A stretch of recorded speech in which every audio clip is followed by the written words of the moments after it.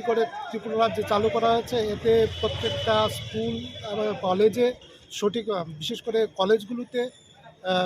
Under graduate লেভেলের যে syllabus সঠিকভাবে হয়নি এবং প্রতিটা কলেজে শিক্ষক স্বল্পতা রয়েছে প্রতিটা সাবজেক্টে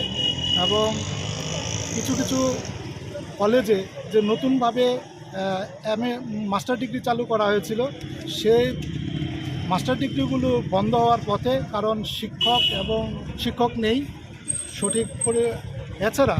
এই যে বিদ্যাজ্যোতি প্রকল্প ত্রিপুরা রাজ্যে চালু হয়েছে তাতে সেখানেও দেখা গেছে স্কুলগুলিতে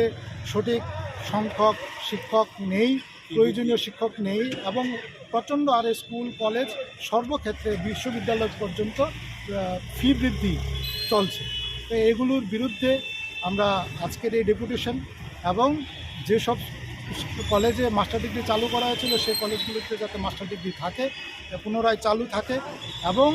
যে MBB ইউনিভার্সিটি ত্রিপুরা রাজ্যের একমাত্র রাজ্য সরকারি ইউনিভার্সিটি, সেটার প্রতি অবহেলা করে অন্যদিকে প্রাইভেট ইউনিভার্সিটি চালু করা হচ্ছে, কিন্তু সেই ইউনিভার্সিটিতে সমস্ত ধরনের পড়ার সুযোগ মানে মাস্টার ডিগ্রি করার সুযোগ নেই।